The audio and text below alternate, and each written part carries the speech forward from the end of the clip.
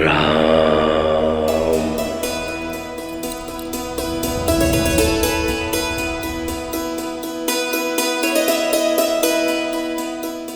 महादेव हैं आप। मनुष्य देव सभी आपको पूजते हैं, फिर भी हर दिन आप एक मनुष्य का नाम जपते हैं, क्यों? जगत जननी हैं आप, फिर भी इस प्रश्न का उत्तर मुझी से पूछती हैं आप, क्यों? कहीं ऐसा तो नहीं देवी कि आप श्री राम कथा मेरे मुख से सुनते सुनते थकती नहीं? जब आप सुनाते सुनाते नहीं थकते तो मैं सुनते सुनते कैसे थक सकती हूँ? सत्य तो ये है कि श्री राम के नाम में उनकी बात कहने सुनने में मन बड़ा रमता है। रमेगा क्यों नहीं? मनुष्य जीवन की सीमाओं में बंध कर भी मर्यादा की नई सीमाएं रचने वाले हैं विष्णु के अवतार श्री राम।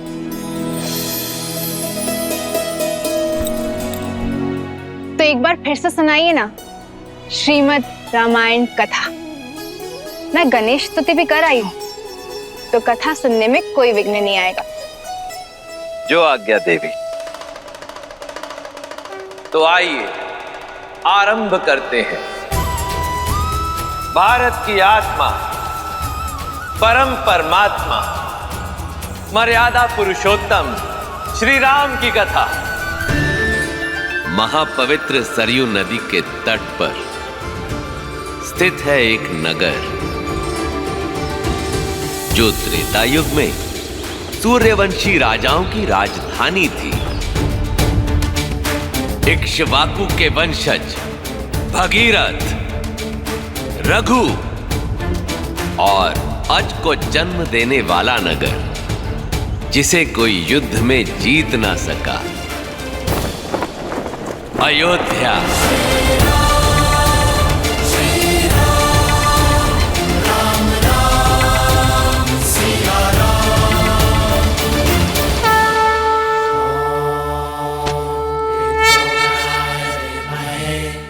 जहां उस काल में राज किया करते थे संसार के हर सुख के स्वामी, पर पुत्र सुख से वंचित महाराज नेमी, जिन्हें भविष्य दशरथ के नाम से जानने वाला था।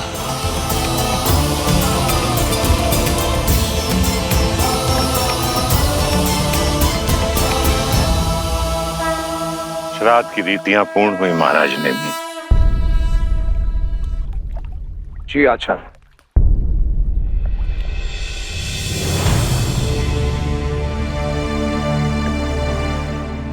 पितामह रघु,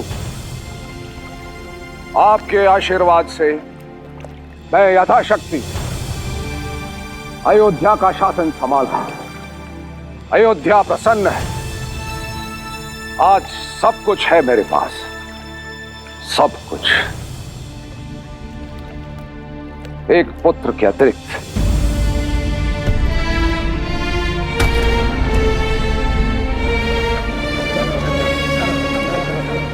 एक पुत्र जो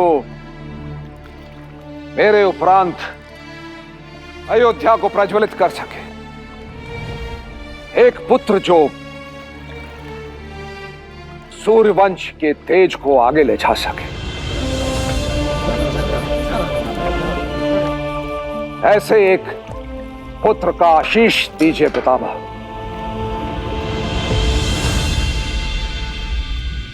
अब आप अपने पूर्वजों का ध्यान कीजिए और उन्हें पुष्पांजलि अर्पित कीजिए।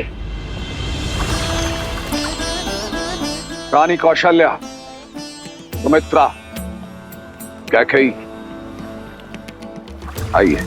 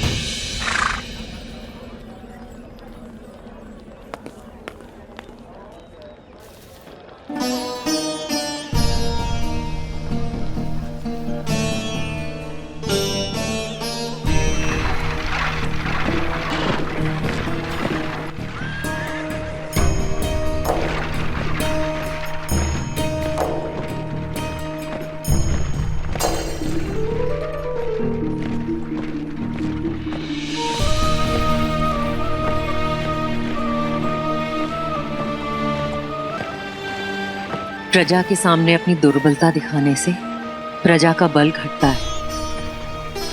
अयोध्या के महाराज को ये शोभा नहीं देता। मत भूलो कैकेयी कि अयोध्या के महाराज एक मनुष्य भी हैं। क्या तुम्हें मेरी पीड़ा का आभास नहीं? कब से एक ही स्वप्न तो संजोए बैठे हैं हम दोनों, जो आज तक पूर्ण नहीं हुआ।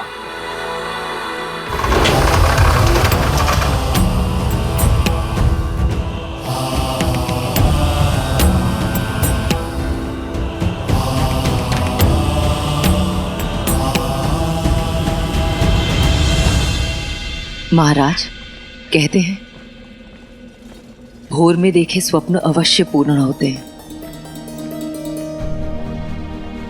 आज भोर में मैंने एक स्वप्न देखा महाराज। उस स्वप्न में नन्हे नन्हे पैर हमारे आंगन में चल रहे थे। हमारे उपवन में, हमारे कक्षों में किलकारियां गूंज रही थी महाराज, आपकी संतान की। संतान? क्या उनमें कोई पुत्र भी था कैकेयी? चारों महाराज। मैंने स्वप्न में आपके 4 पुत्र देखे हैं, रघुवंश के 4 वंशज। सच कैकेयी?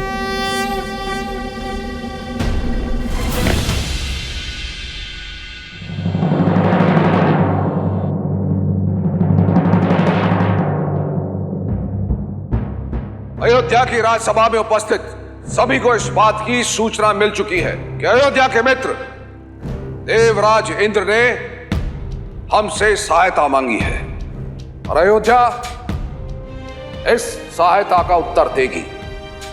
सम्रासुर के विरुद्ध इस युद्ध में मैं अयोध्या के सम्मिलित होने की घोषणा करता हूं।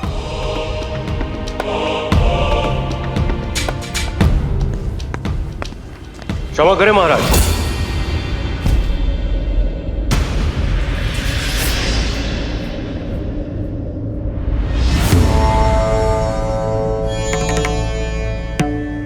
जिस युद्ध से अयोध्या का कोई संबंध ना हो, उस युद्ध में हमें क्यों सम्मिलित होना? क्या अयोध्यापति को अपने किसी निर्णय के लिए तर्क देने की आवश्यकता है ऋषि ज्वाली? महामंत्री सुमंत, महाराज ने हमें सभा में जनता के प्रतिनिधि के रूप में नियुक्त किया है और जनता का प्रतिनिधि होने के नाते और प्रजाहित के प्रश्नों का उत्तर देने के लिए राजा बाध्य है। कुलगुरु, यदि हमारे प्रश्न नीतियों के विरुद्ध हैं तो हम अपने प्रश्न को वापस लेने की तैयार हैं। ये बड़ बोले जवाली, सदा ही अनुचित प्रश्न पूछते हैं। राजा अपने निर्णय में प्रजा से सहमति ले, यही नीति है। आशा है महाराज आपके सभी प्रश्नों के उत्तर देंगे ऋषि ज्वाली। क्षमा करें महाराज, जनता का प्रश्न यह है कि यदि सम्रासुर जीतता है तो उसमें हमारी कोई हानि नहीं है, और यदि देवतागण जीतते हैं तो उसमें हमारा कोई लाभ नहीं है। तो फिर इस युद्ध में सम्मिलित होकर हम अपना धन और जनशक्ति को क्यों व्यर्थ करें?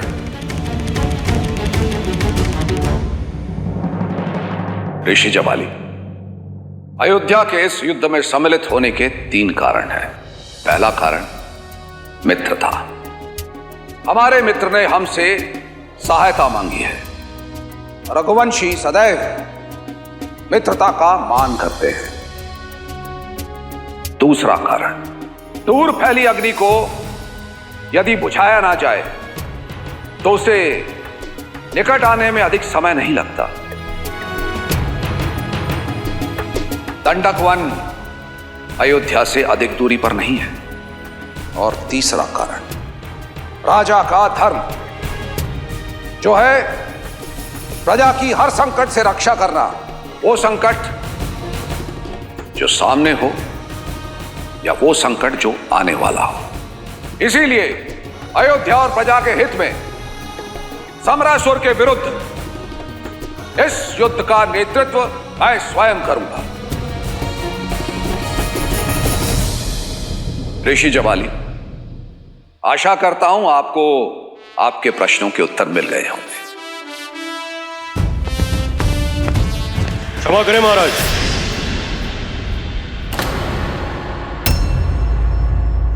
महाराज, मेरा प्रश्न इतना सरल नहीं है।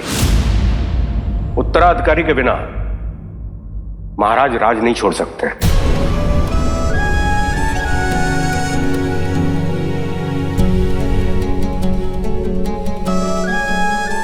ऐसा नहीं है कि हमें आपकी वीरता और कौशल पर कोई संदेह है, किंतु नियति को कोई नहीं जानता महाराज। यदि आपके साथ युद्ध में कुछ अनहोनी हो गई तो अयोध्या का क्या होगा, रघुकुल का क्या होगा महाराज? ऋषि जबाली, अयोध्या के सिंहासन पर बैठने की प्रथम योग्यता है धर्म की रक्षा, ना कि वंश की रक्षा। आपकी चिंता है मेरे कुल के भविष्य की सुरक्षा, किंतु मेरी चिंता है मेरे कुल के पूर्वजों के मान, मर्यादा और प्रतिष्ठा की रक्षा। मैं उन महाराज हरिश्चंद्र का वंशज हूं जिन्होंने सत्य की रक्षा के लिए अपने परिवार का त्याग किया। उन भागीरथ का वंशज हूं जिन्होंने धर्म की रक्षा के लिए मां गंगा को पृथ्वी पर उतारा। धर्म वीर रघु का रक्त मेरी धमनियों में बह रहा है। मेरा वंश रहे ना रहे, किंतु रघुकुल की रीति नेमी कभी नहीं तोड़ेगा।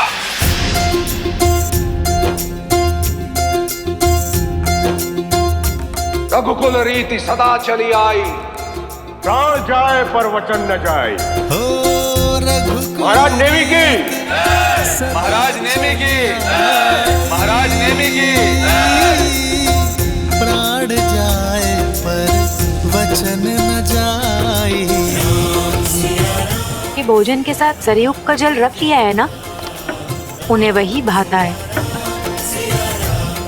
युद्ध के लिए अतिरिक्त कवच तो रख लिए हैं ना। देवासुर संग्राम है तो ध्यान रहे, महाराज के सारे दिव्यास्त्र सुरक्षा में सज्ज रहे। जय हो महाराज। इसे शीघ्र करो।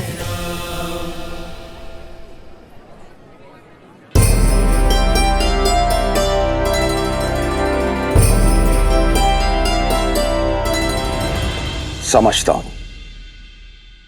किंतु तुम्हारा पति एक राजा है और राजा की पत्नी होना सरल नहीं है। तुम तो अपना धर्म अच्छे से समझती हो, मेरी हर आवश्यकता का पूरा ध्यान रखती हो। तो साम्राज्य चलाने के लिए मेरे पास पूरा मंत्रिमंडल है, किंतु इस राजमहल को और मुझे तुम्ही ने तो संभाल रखा है। चलिए, आप प्रसन्न तो हुई, अब हमें विदा कीजिए। विजयी होके लौटिएगा। मैं आपके स्वागत में सज्ज रहूंगी और यहाँ सबका ध्यान रखूंगी। सुमित्रा, तुम कितनी निस्वार्थ हो, मानो तुम्हारा जन्म ही सबकी सेवा के लिए हुआ है। कितनी चिंता करती हो सबकी। सबसे अधिक चिंतित तो कौशल्या दीदी हैं। जब से आपके युद्ध में जाने की घोषणा हुई है, बस उपवास करके मंदिर में बैठी प्रार्थना कर रही हैं।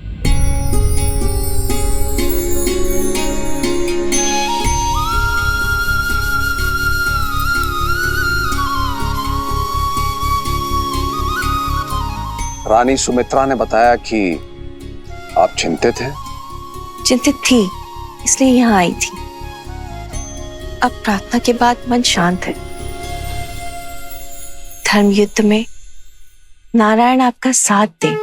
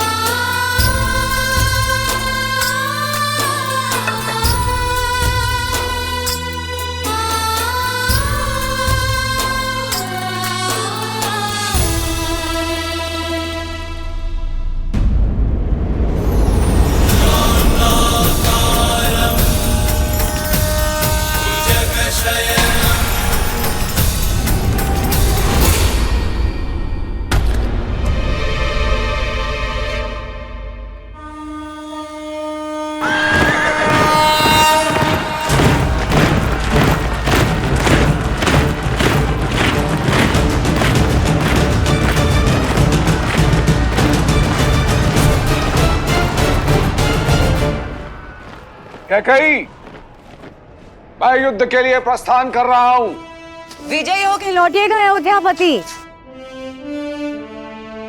जो कह रही हो तुम्हारी आंखों में देखना चाहता हूं। मंत्रा, आओ मेरी मदद करो।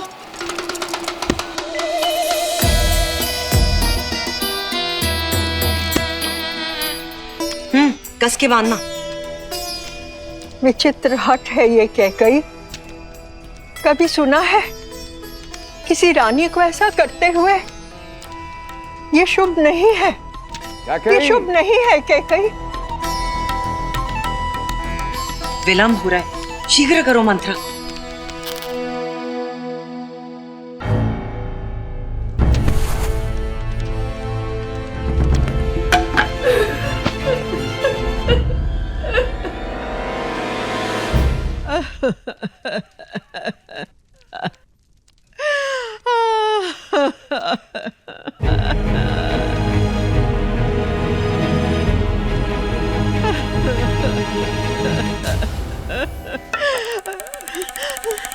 क्यों चिंता करती हो?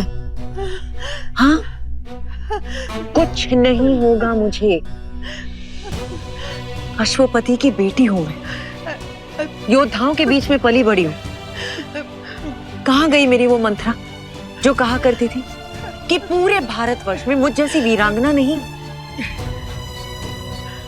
क्या हुआ मेरी उस मंत्रा को? ये शुभ नहीं है कैकेयी, ये अनर्थ है। मैंने कहा ना तुमसे, कुछ नहीं होगा मुझे। मेरी प्यारी माँ। हाँ, मेरी बच्ची।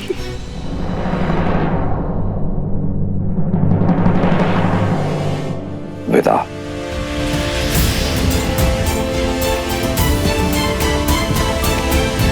लौट के आना कैकेयी, लौट के आना। आऊंगी अपने राजा को साथ लेकर।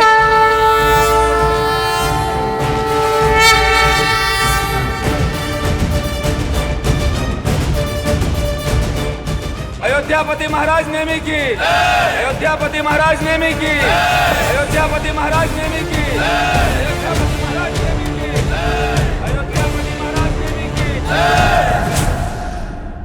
अयोध्या के वीरों, प्रस्थान। ठहरिए।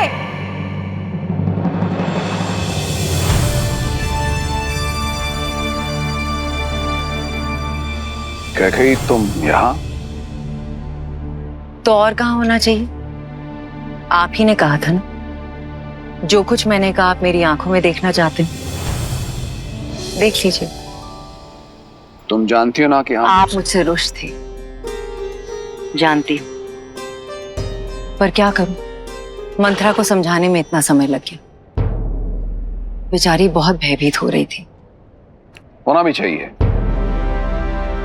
अब युद्ध क्षेत्र में शत्रु पर प्रहार करने से अधिक हमें तुम्हारी रक्षा की चिंता करनी होगी।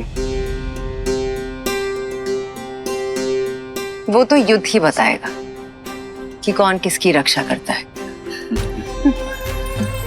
हमारी बात मानो, आरती करके हमें विदा करो। आरती वो करते हैं जो अपने पति के लौटने की प्रतीक्षा करें। जो साथ युद्ध लड़ती हैं, वो शंखनाद करती हैं।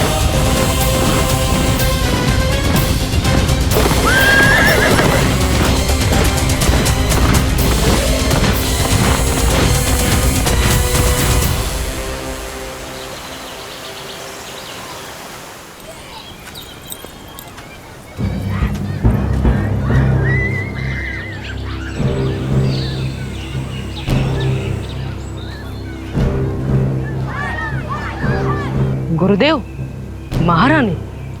प्रणाम महारानी। प्रणाम महारानी। आचार्य वशिष्ठ।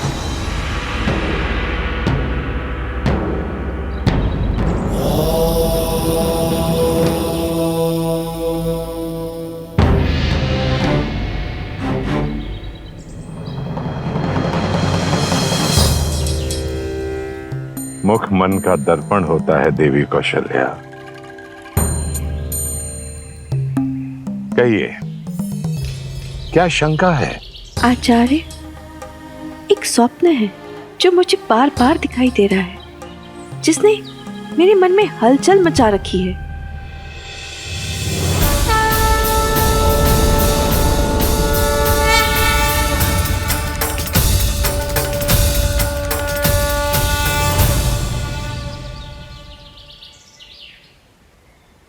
नारायण का स्वप्न।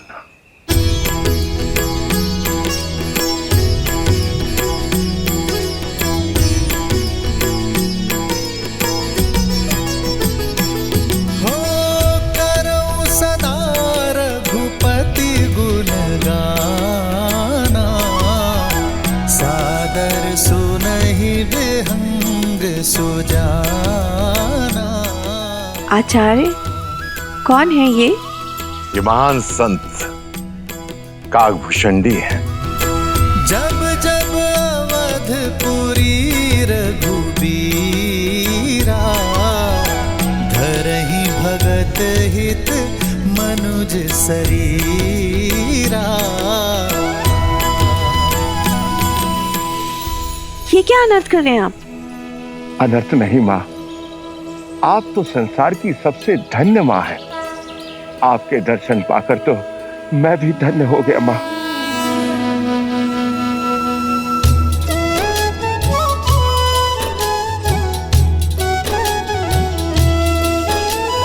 ताते यह तन मोहि प्रिय, भयो राम पद ने।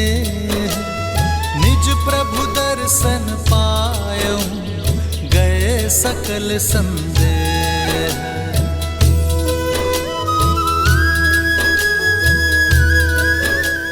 आचार्य, मैं यहाँ अपनी उलझन लेकर आई थी और आप मुस्कुरा रहे हैं, और श्री काकभूषणी जी का व्यवहार और शब्द, मैं और उलझ गई हूँ।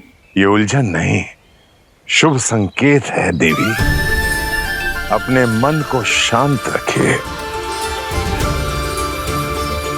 नारायण पर ध्यान लगाइए और सब कुछ समय पर छोड़ दें। अयोध्या का, आपका और सारे संसार का शुभ समय आने वाला है।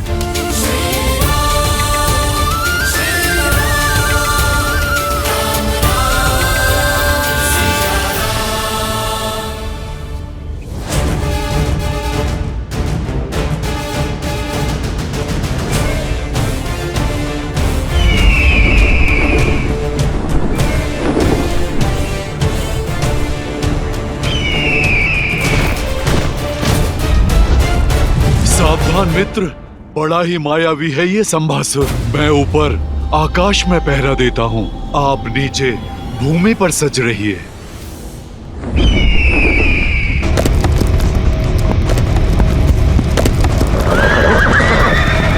सावधान! अयोध्या के वीरों, अपने स्थान पर अड़िग रहो।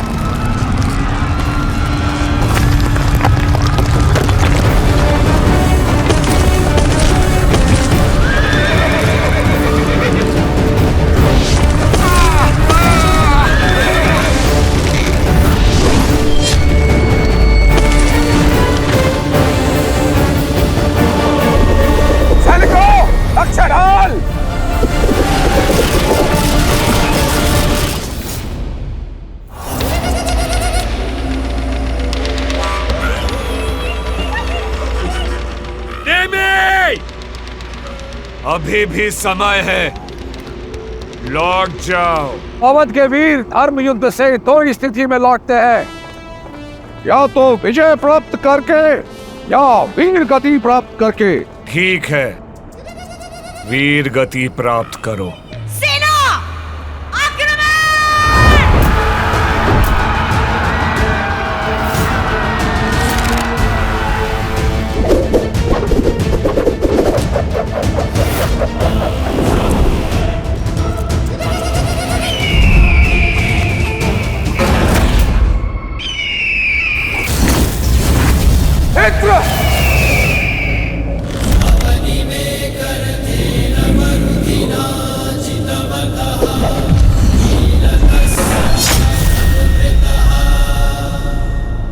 क्षमा मांगो, देवों पर फिर से आक्रमण ना करने का वचन दो और अपने प्राण बचा लो। अभी तो युद्ध प्रारंभ भी नहीं हुआ है नेमे।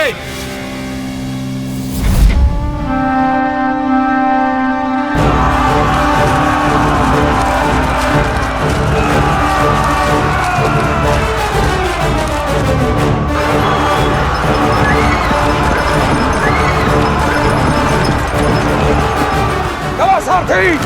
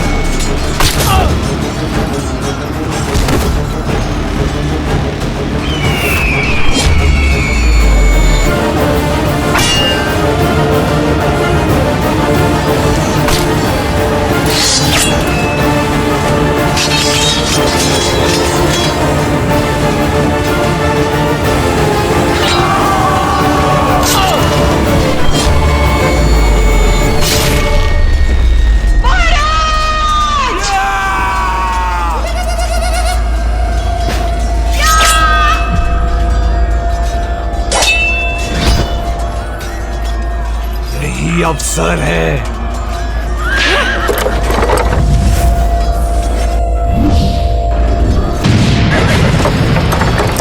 अयोध्यापति, कुछ नहीं होगा आपको।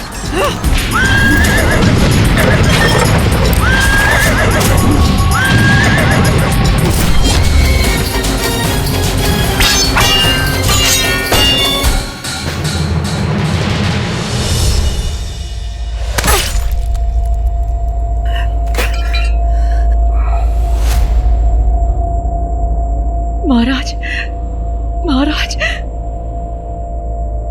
युद्ध में क्या हुआ कैकई? युद्ध चल रहा है महाराज, किंतु सम्रासुर के प्रहार से मूर्छित हो गए थे आप, इसलिए आपको सुरक्षित रखने के लिए मैं आपको यहाँ ले आई।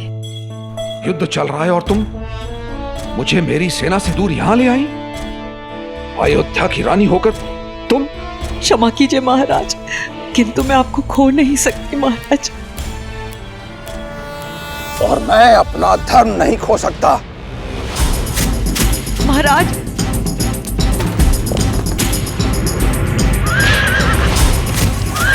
महाराज मैं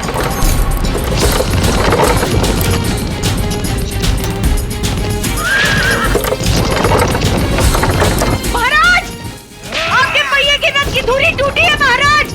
महाराज रुकिए। महाराज,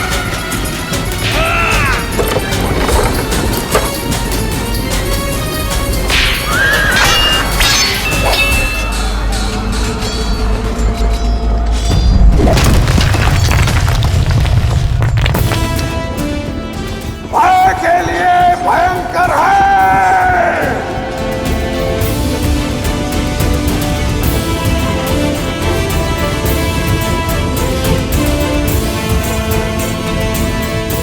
हम अवध के रुद्र हैं।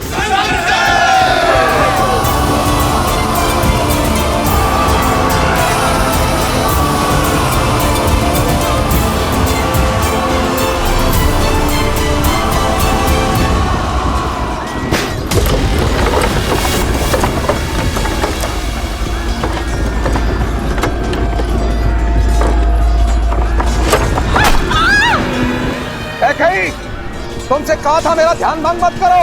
तुम्हारी इस युद्ध में कोई आवश्यकता नहीं।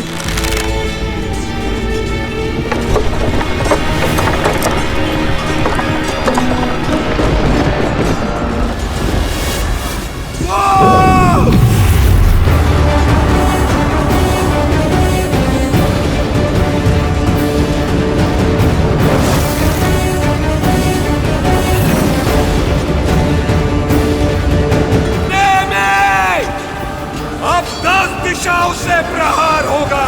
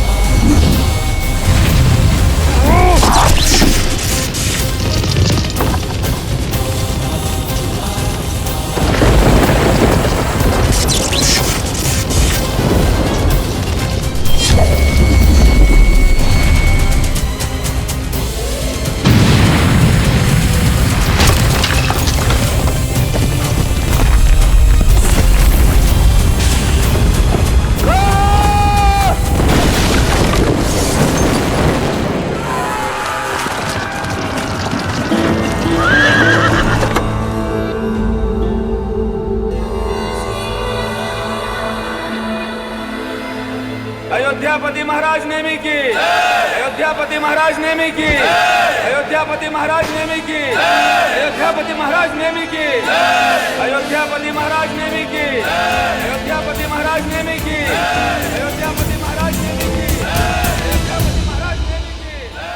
अयोध्यापति महाराज नेमी की। अनेकों युद्ध लड़े पर ऐसा शौर्य, ऐसा कौशल कहीं नहीं देखा मित्र नेमी। एक रथ पर ऐसा लगा 10 दिशाओं से लड़ रहे हैं आप। अद्भुत। आप महारथी नहीं, आप दशरथी हैं। दशरथ हैं आप। बोलो महाराज दशरथ की, बोलो महाराज दशरथ की, महाराज दशरथ की, महाराज दशरथ की जय। क्या कही? क्या कही? क्या कही?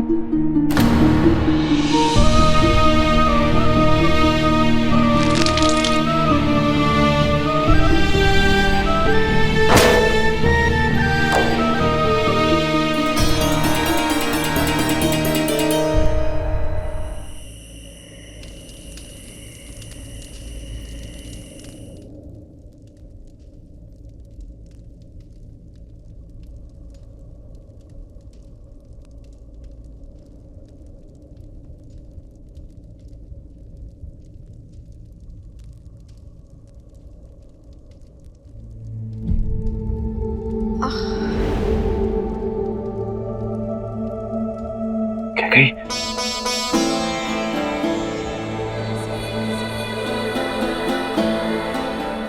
मुझे क्षमा कर दो। क्या कही? मुझसे बहुत बड़ी भूल हो गई।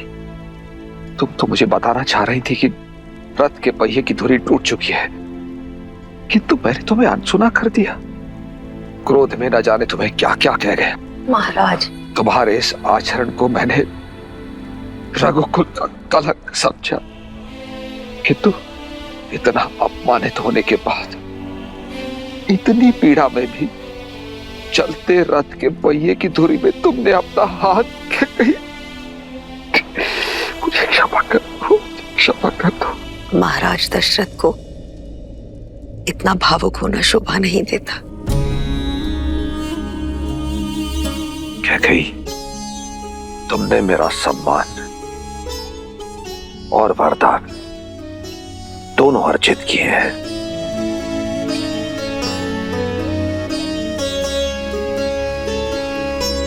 मांगो कैकेयी, जो मन चाहे वो वरदान मांग लो। कैसा वर आर्य? मैंने जो कुछ भी किया अपने पति के प्राणों की रक्षा के लिए किया। तुमने केवल अपने पति के प्राणों की ही रक्षा नहीं की, अपितु अयोध्या के महाराज के प्राणों की भी रक्षा की है। आज रघुकुल की पताका लहरा रही है तो तुम्हारे कारण। नेमी आज दशरथ बना है तो तुम्हारे कारण। इसीलिए कैकेयी, एक नहीं 2 वर देता हूं तुम्हें, मांगो। और महाराज आप? कैकेयी, मत बोलो कैकेयी। मैं अयोध्या का राजा भी हूं और एक राजा को ना करके उसका अपमान करोगी। मांगो। जो आ गया महाराज, किंतु सच में इस वक्त कुछ समझ में नहीं आ रहा। जब कुछ समझ में आएगा तब आपसे मांग लूंगी। महाराज अपनी प्यारी सी कोमल पत्नी पर इतनी कृपा तो कर ही सकते हैं ना। अच्छी बात है। तुम्हारे ये 2 वरदान महाराज दशरथ पर ऋण रहे। जब चाहो मांग लेना।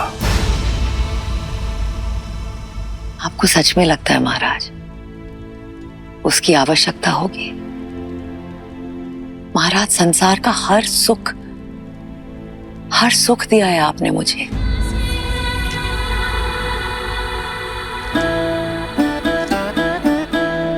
कहां दे पाया मैं हर सुख?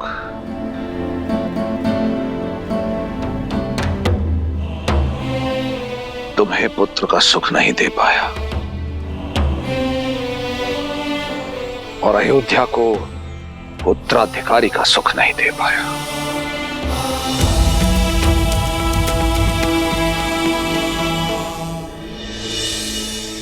ईश्वर जो देते हैं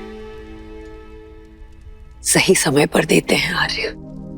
देखिएगा आर्य, एक दिन सूर्यवंश में एक पुत्र जन्मेगा।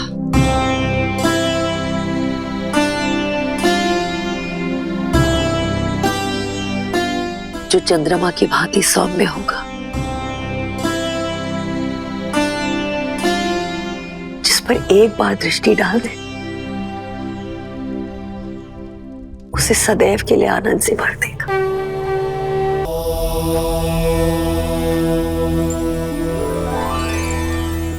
महादेव, कैकेयी को वरदान मिला, फिर आगे क्या हुआ श्री राम की कथा में?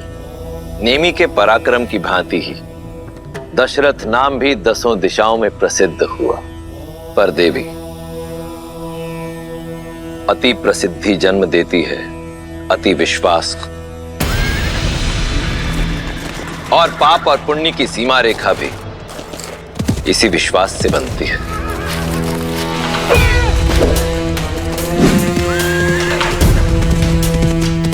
जो कब पार हो जाती है पता ही नहीं चलता।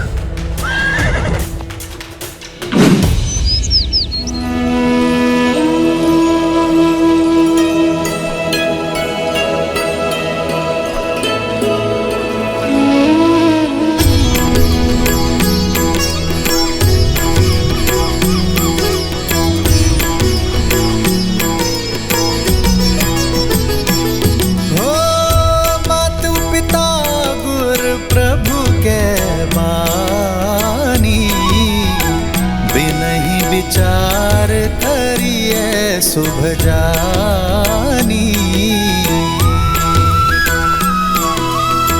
तुम्हें सब भांति परम हितकारी, आज्ञा सिर पर नाथ तुम्हारी।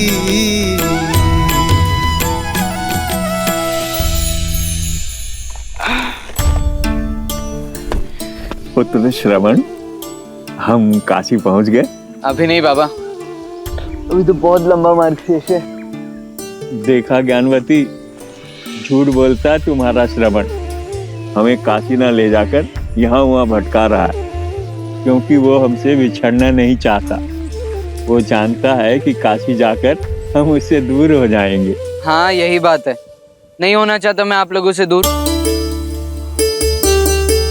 इसमें बुराई ही क्या है? और आप लोग भी क्यों चाहते हो कि मैं आपको छोड़ दूं? मैं आपको कोई कष्ट दे रहा हूँ? नहीं मेरे लाल, कष्ट क्या होता है ये तूने तो कभी जानने ही कहाँ दिया।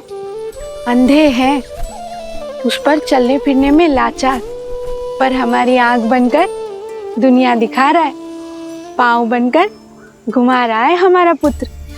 हम तो बूढ़े हो गए, पर तेरे आगे तो सारा जीवन पड़ा है। हमें संभालता रहेगा तो संसार कैसे देखेगा? अपने संसार को काशी छोड़ दूं, नया संसार बसाने को? मुझे नहीं देखना ऐसा संसार। मेरा तो सारा जीवन है आप दोनों। नहीं लेकर जाऊंगा मैं आप दोनों को काशी। मरते समय तक आप दोनों की सेवा करूंगा मैं। चुप! संध्या के समय पर ऐसे शब्द कौन कहता है? ऐसी बात कहकर जीते जी मार डालेगा हमें। नहीं बाबा, मैं आपको दुखी नहीं करना चाहता था। वो तो आपने ऐसी बात की तो अनायास मुख से निकल गया। बस आ, नहीं जाएंगे तुझे छोड़ के। जा कहीं से पानी ले आ, प्यास लगी है।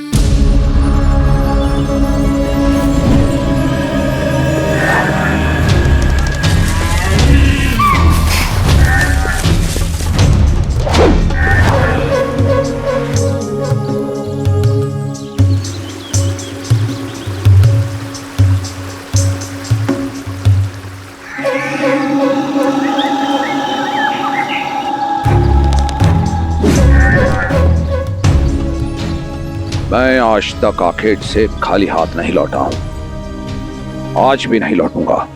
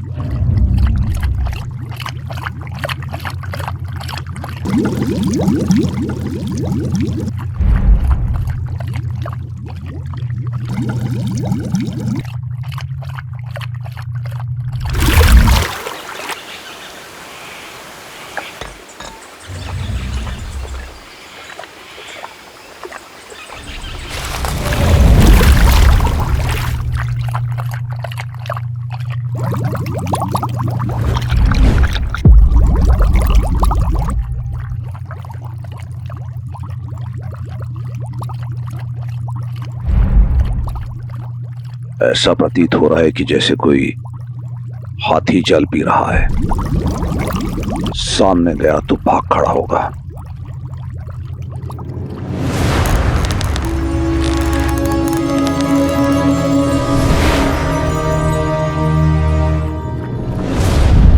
ओम ह्रीं क्लीं क्रीं हूं फट्। शब्द भेद।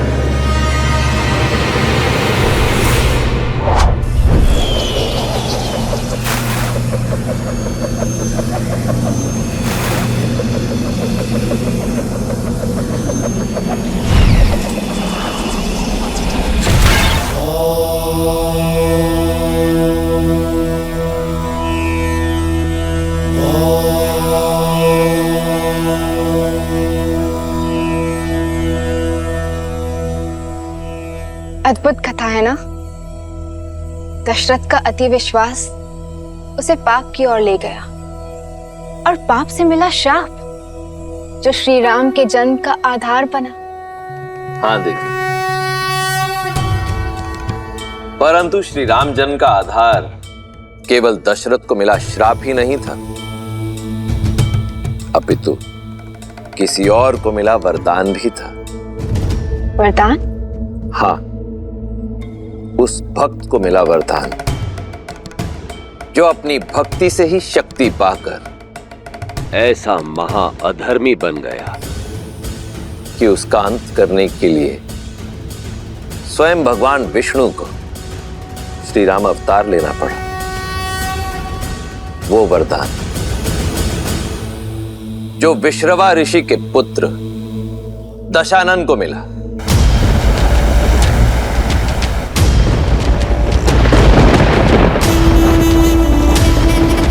जिसे ये संसार भविष्य में रावण के नाम से जानने वाला था।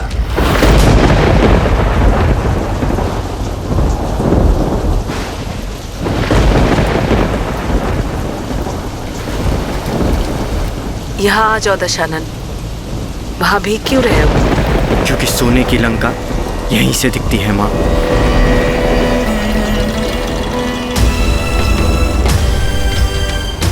देख रहा हूं कि कैसे मेरा सौतेला भाई कुबेर वहां लंका में भर भर के जी रहा है और हम यहां मर मर के जी रहे हैं।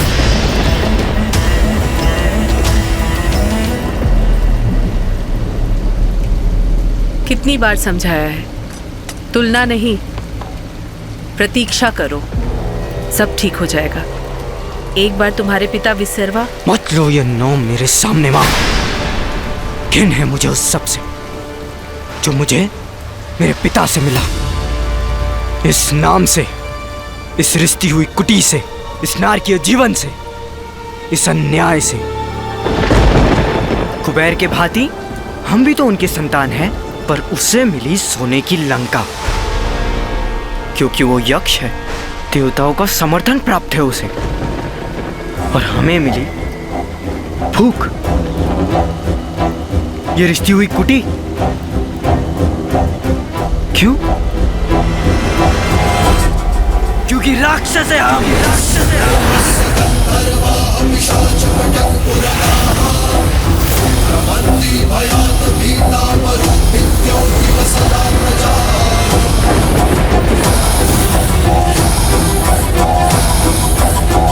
शांत हो जाओ पुत्र।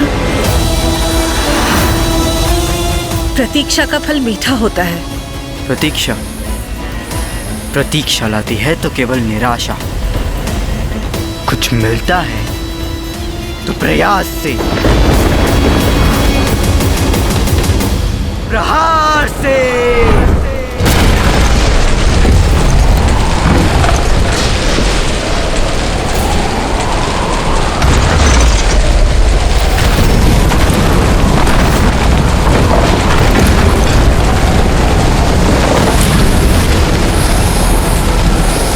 क्या किया दशानन? भाग्य ने एक टूटी छत दी थी हमें, वो भी छीन ली। जो भाग्य ने नहीं दिया वो अपने भय से छीनूंगा मैं।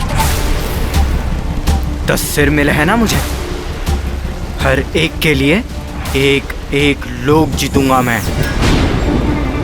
10 दिशाएं दशानन के नाम से कांपेंगे।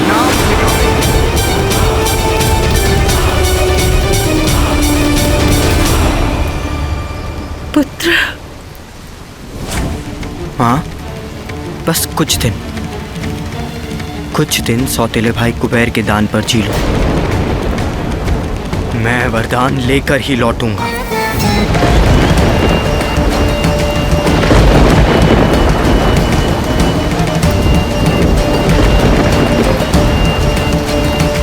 कोई आना चाहे मेरे साथ तो आ सकता है। विभीषण, मुझे भी जाना होगा माता, अपने भाइयों को लौटाने। वचन देता हूँ मैं आपको कि अपने भाइयों को धर्म के मार्ग पे लाने का प्रयत्न करता रहूंगा। कुंभकर्ण,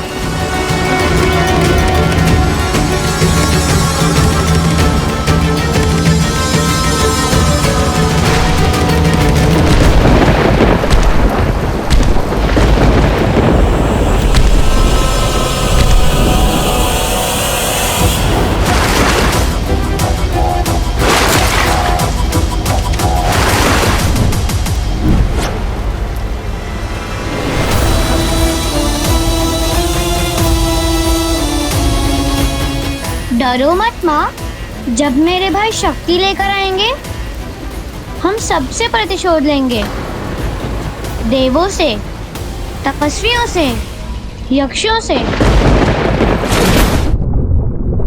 विश्रवा ऋषि का पुत्र दशानन अपने भाइयों के साथ घनघोर तपस्या में लीन हो गया।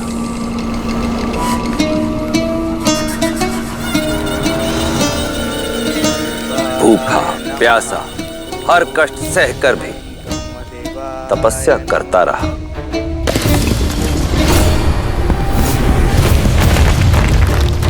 ओम ब्रह्मदेवाय नमः। भैया भैया, ओम ब्रह्मदेवाय नमः। दशानन का ये तप दिन से महीनों और महीनों से वर्षों में बदल गया।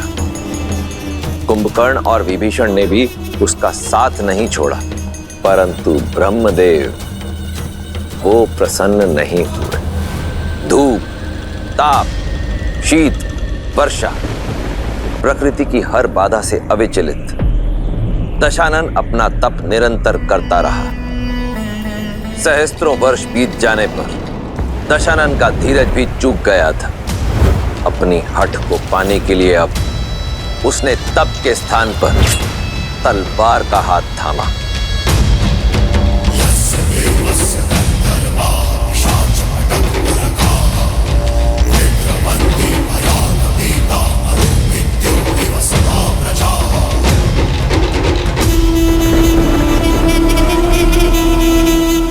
सहस्त्र वर्ष तप की अग्नि में जले हम, परंतु आप नहीं पसीजे ब्रह्मदेव। आप भी मेरे पिता की तरह निकले। उन्होंने भी अपने संतानों में पक्षपात किया और आप भी वही कर रहे हैं। देवों को बिन मांगे सब मिला और हमें इतने तप के बाद भी कोई फल नहीं। क्यों? क्योंकि राक्षस है हम।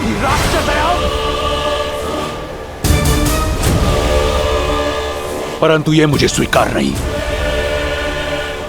माना कि सब आपके वश में है, परंतु यह दशानन इतना विवश नहीं।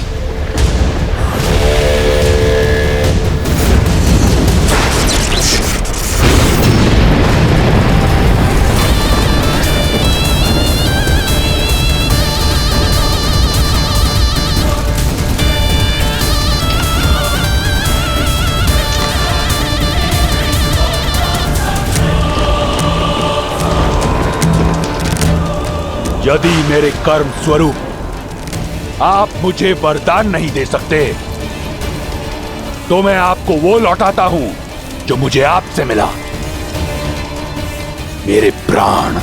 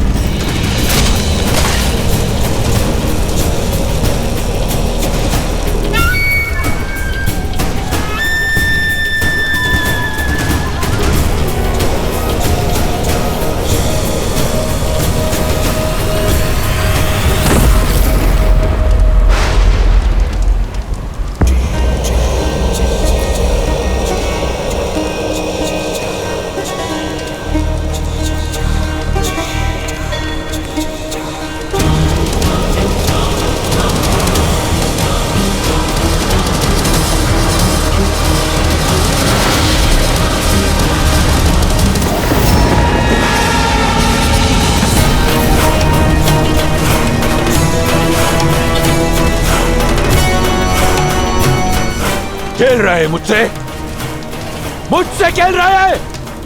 मृत्यु की अनुमति भी नहीं देंगे ब्रह्मदेव। बिन मांगे 10 शीश दिए थे आपने, परंतु परिश्रम के फल स्वरूप एक वरदान नहीं दे सकते। तो देखिए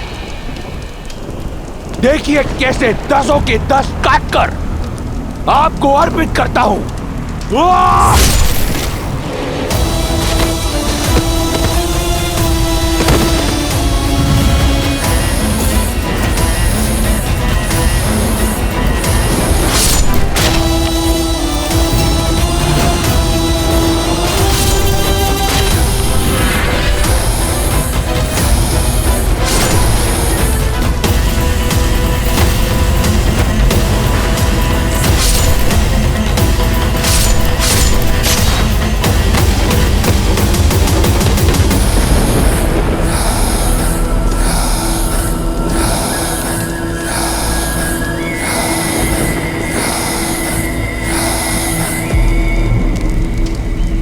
ये मेरा अंतिम शीश है।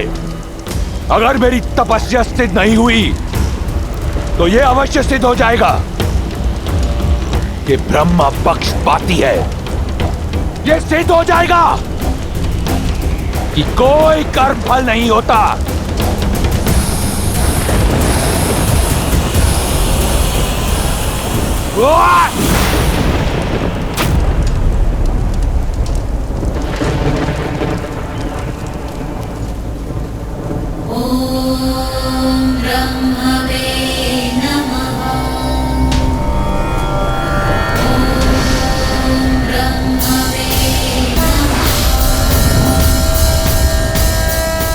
कर्म फल होता है दशानन, और इसीलिए मैं आया हूं। तुमने अपने 9 शीश त्याग दिए, 10वां शीश भी देने को सज हो। तुमने अपने त्याग की पराकाष्ठा से एक वरदान अर्जित कर लिया है। मांगो, क्या चाहिए तुम्हें? कुछ ऐसा कि दोबारा 10 शीश अर्पित ना करने पड़े। अमर कर दो मुझे। अमरता देने का अधिकार मेरे पास नहीं है दशानन। कुछ ऐसा मांगो जो मैं दे सकूं।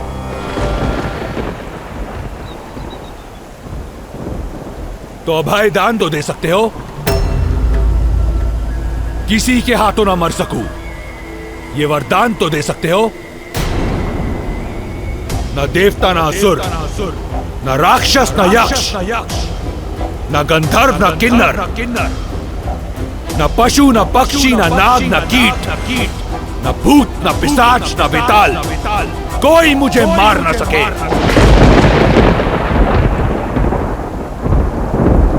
तथास्तु।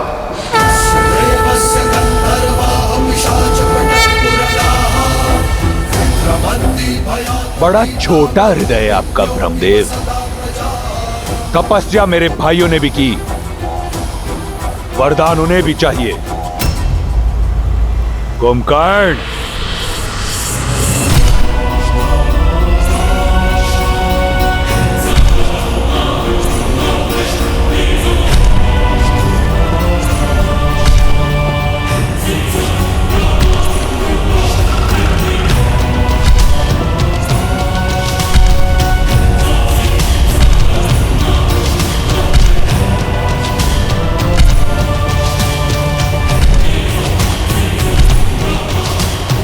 प्रणाम ब्रह्मदेव।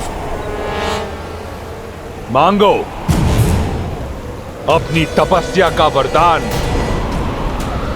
इंद्रासन मांगो कुंभकर्ण।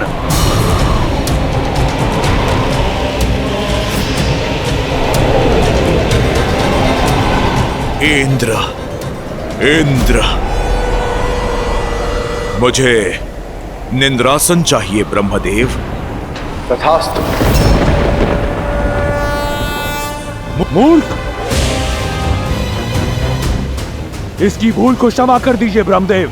कुंभकर्ण इंद्रासन मांगना चाहता था। श्राप की भांति दिया हुआ वरदान भी लौटाया नहीं जा सकता दशानन। कुंभकर्ण 6 माह तक सोएगा और 6 माह तक जागता रहेगा।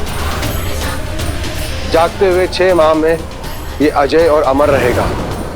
इसके बाद ये पुनः निद्रासन में चला जाएगा। किंतु ध्यान रहे, 6 माह से पूर्व यदि इसे जगा दिया गया तो ये अपनी अजयता और अमरता खो देगा। उस समय कुंभकर्ण की जिह्वा पर स्वयं मां सरस्वती आकर विराजमान हो गई थी। इसीलिए उसने इंद्रासन के स्थान पर निंद्रासन मांग लिया। और यदि ऐसा ना होता देवी, तो कुंभकर्ण और दशानन के जोड़कर इस संसार में किसी के पास कोई तोड़ ना होता। और विभीषण, तुम्हें क्या चाहिए?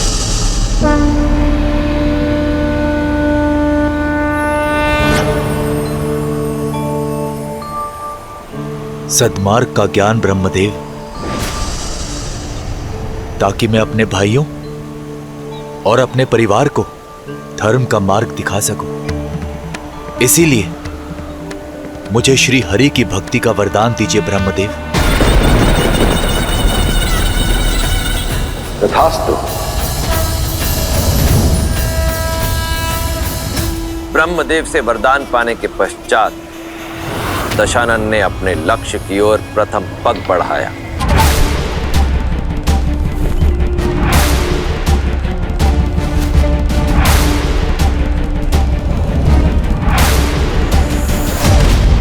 और लक्ष्य थी त्रिकूट पर्वत पर बनी दशानन के सौतेले भाई कुबेर की नगरी स्वर्ण मंडित लंका।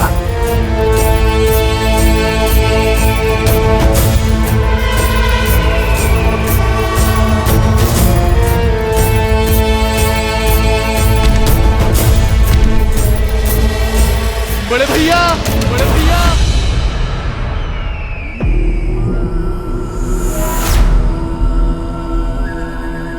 भैया,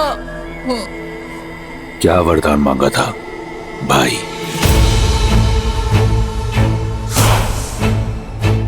यही कि मैं अपने बड़े भाई का हाथ पकड़कर उसे धर्म का मार्ग दिखा सकूं भैया।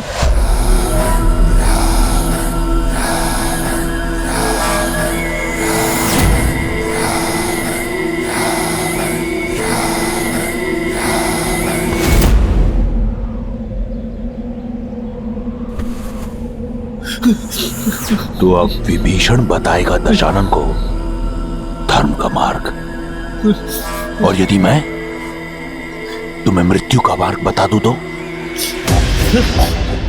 क्या लगता है विष्णु आएगा तुम्हें बचाने? छोटे भाइयों की रक्षा करना बड़े भाई का धर्म होता है भैया, छोड़ दीजिए इसे। लो, छोड़ दिया।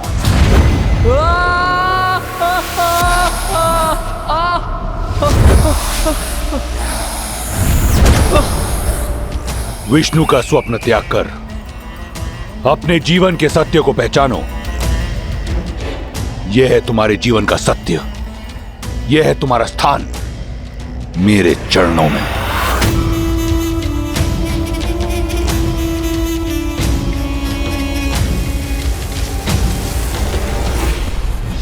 भैया,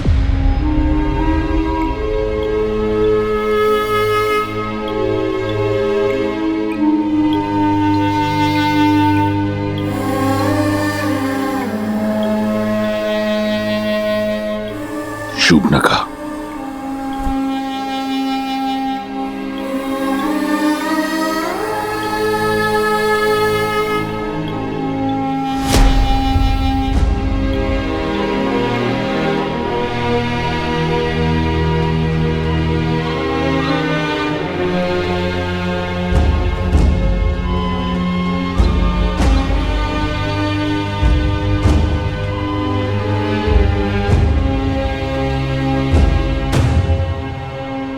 दशानन,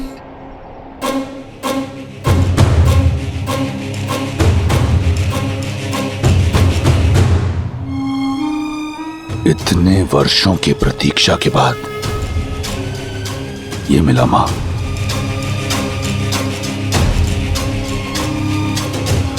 अब मैं दिखाऊंगा मुझे प्रयास से क्या मिला।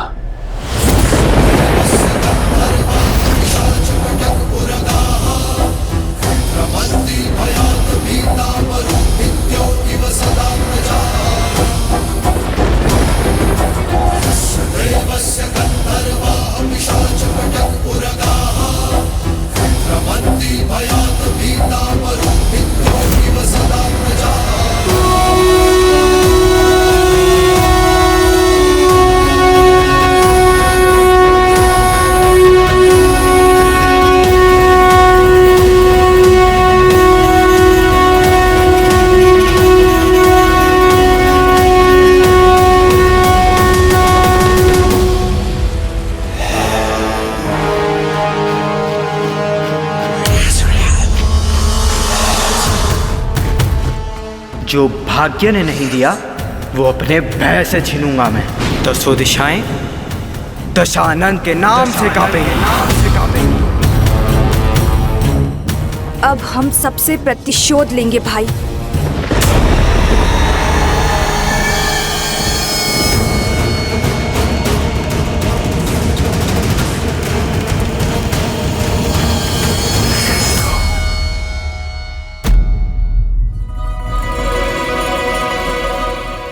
धन्य हुआ मैं पिताश्री, आप कुबेर से मिलने आए।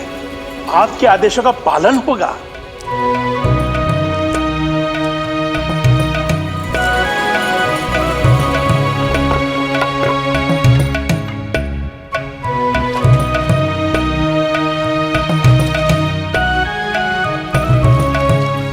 प्रसन्नता है हमें, तुम लंका के वैभव को भोग रहे हो, पर क्या तुमने अपना कर्तव्य निभाया है कुबेर?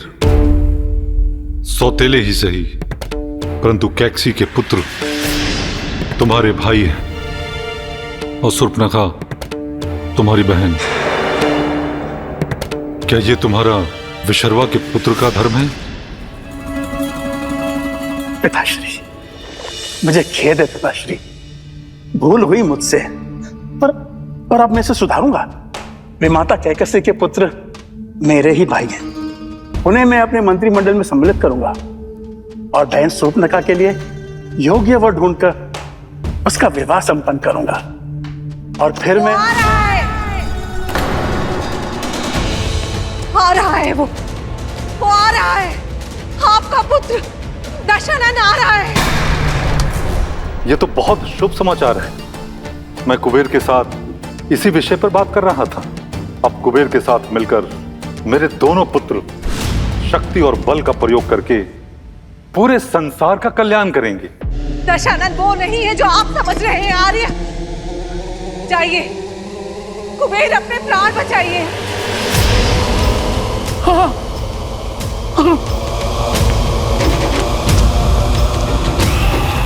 सभी को सूचित कर दो, हम लंका छोड़ के जा रहे हैं। पुष्पक विमान को मूल्यवान रत्नों से लादवा दो, शीघ्र।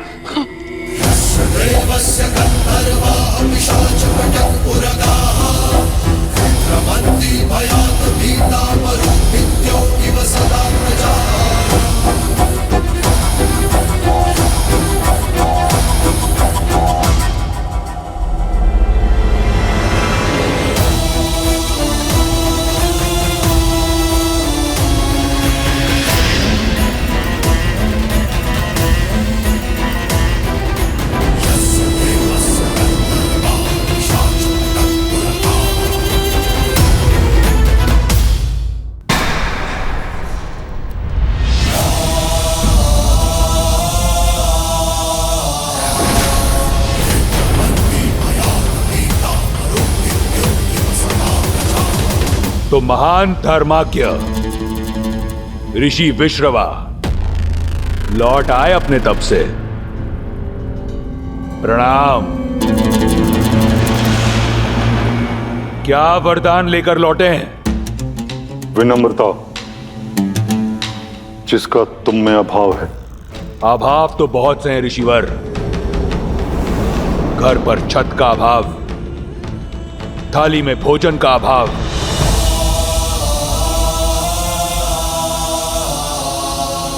माता को आदर का अभाव,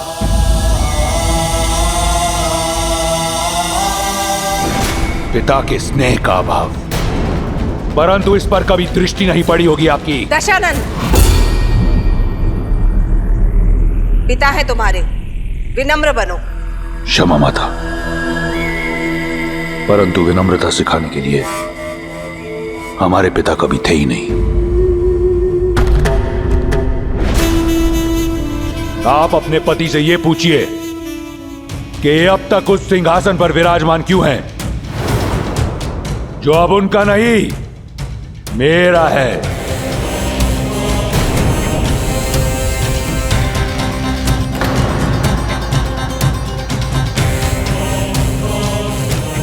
पिताश्री, आप दशानन को समझाइए ना। नहीं कुबेर, एक तो राक्षस और उस पर से शक्ति के मद में चूर, इसे समझाने का कोई लाभ नहीं। सुना यक्ष, संत महात्मा का आदेश सुनो, लंका छोड़ दो, अन्यथा दशानन छीन लेगा, लंका भी, प्राण भी। अन्याय है ये, अन्याय है ये। अन्याय, यही न्याय है। लंका सदैव से राक्षसों का साम्राज्य रहा है। इसे राक्षसों से छीना गया था और आज एक राक्षस इसे दोबारा छीनता है।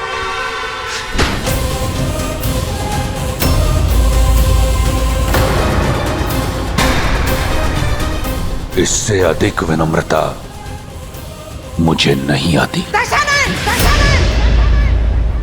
तुम अपने पिता का अपमान कर रहे हो। मैं आपके पति को जीवन दान दे रहा हूं माता।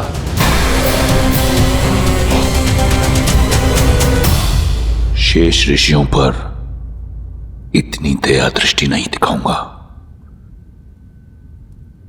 भागो।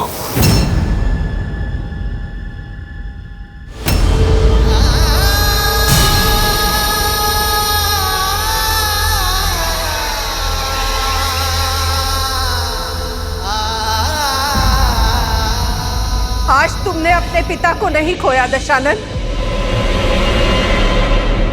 बल्कि मैंने अपना पुत्र खो दिया है।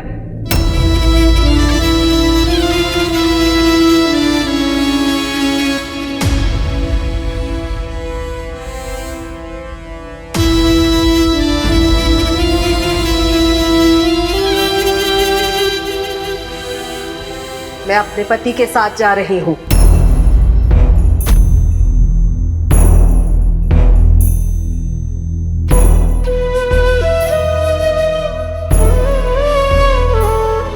तुम में से मेरी कौन सी संतान मेरे साथ चलेगी?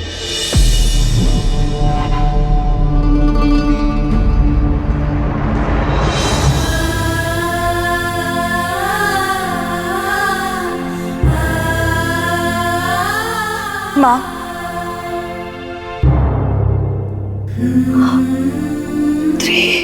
अब हम सबसे प्रतिशोध लेंगे।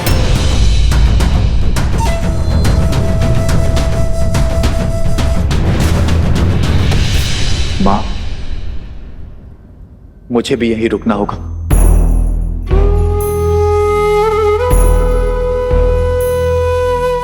अपने भाइयों को उचित मार्ग जो दिखाना है।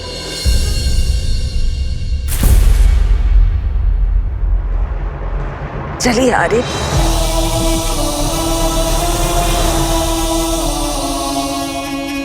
तो काम की बात प्रारंभ करें। मैं दशानन स्वयं को लंका का राजा घोषित करता हूं और मुझे कोई मंत्र, कोई पुरोहित की आवश्यकता नहीं, क्योंकि मैं स्वयं महाब्राह्मण हूं। तो दशानन, तुम्हें लंका का नया राजा घोषित किया जाता है।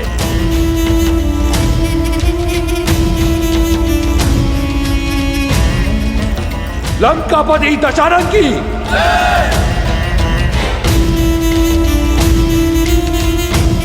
लंकापति दशानन की लंकाधिपति महाराज दशानन की लंकाधिपति महाराज दशानन की लंकाधिपति महाराज दशानन की।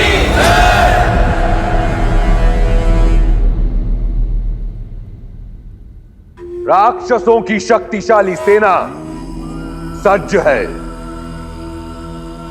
और उनका राजा भी, जो हमारा था, एक बार फिर हमारा होगा, और जो हमारा नहीं, उस पर भी हम अपना आधिपत्य स्थापित करेंगे।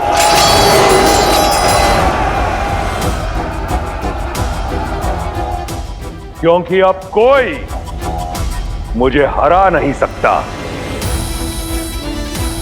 ना देवता, ना असुर, ना राक्षस, ना यक्ष, ना गंधर्व, ना किन्नर, ना पशु, ना पक्षी, ना नाग, ना कीट, ना भूत, ना पिशाच, ना विताल।